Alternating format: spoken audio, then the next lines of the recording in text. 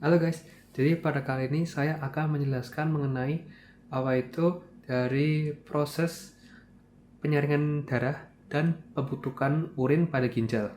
Jadi proses ini bisa kita bayangkan di mana ginjal itu seperti penyaring canggih yang bekerja tanpa henti untuk membersihkan darah dan menghasilkan urin. Proses ini terdiri dari 3 tahap utama, yaitu filtrasi, yaitu penyaringan, lalu reabsorpsi penyerapan kembali, dan sekresi pengeluaran zat sisa. Nah, proses dari penyaringan darah dan pembentukan urin itu sangat terkoneksi, seperti layaknya rangkaian tahapan dalam sebuah relay estafet, di mana setiap langkah bergantung pada langkah sebelumnya dan mempengaruhi langkah berikutnya.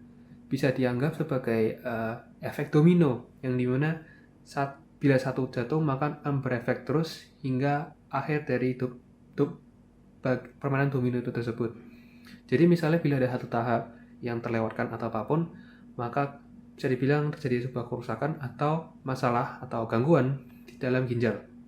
Nah, selanjutnya saya akan membahas proses dari tiap tahapan utama ini, yaitu filtrasi, reabsorpsi, dan sekresi secara mendalam. Nah, maka itu mari kita lihat proses ini tersebut. Nah, selanjutnya kita akan masuk ke dalam pembahasan dari proses dari tahap filtrasi hingga pengeluaran dari urin. Ini jadi kita akan membahas dari filtrasi darah lalu pembentukan urin. Nah, bisa dilihat di grafik ini. Pertama-tama proses ini berawal dari penyaringan darah atau filtrasi di glomerulus yang berada di dalam kapsul Bowman. Nah, proses darah itu melewati arteri renalis yang akan masuk ke dalam glomerulus dan yang mana akan memisahkan zat-zat kecil dari darah seperti glukosa dan asam amino, lalu air, ion-ion penting dan juga urea dan molekul kecil lainnya keluar dari darah Uh, uh, proses ini akan menghasilkan disebut dengan urin primer. Nah, bisa dibayangkan ini kayak proses pembuatan teh, yang dimana zat-zat sisa yang didorong oleh tekanan darah ini merupakan hasil dari teh. Lalu sisa-sisanya seperti kayak ampas tehnya itu akan dibawa lagi ke dalam darah.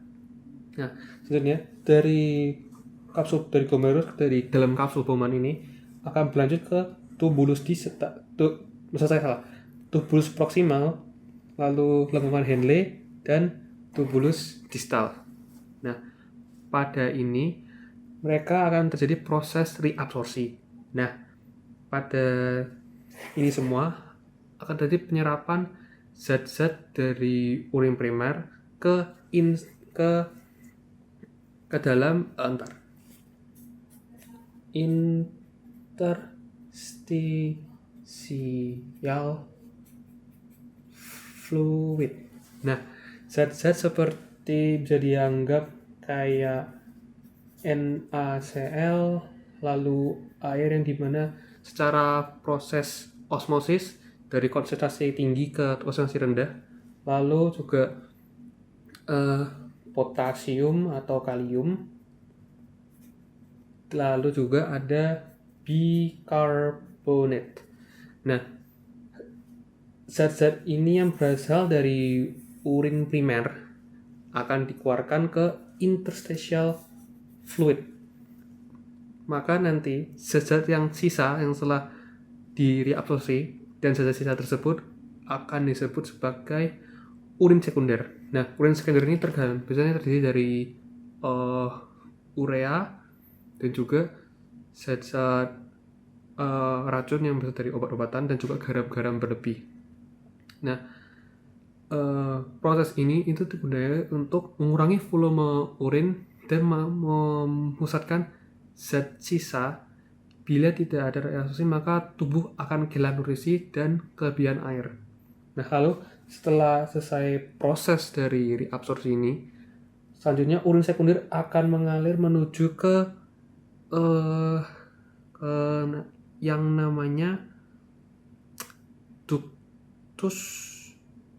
ductus collectivus, yang dimana urin benar akan melalui sini dan akan menuju ke ureter, yang dimana akan menjadi urin sesungguhnya.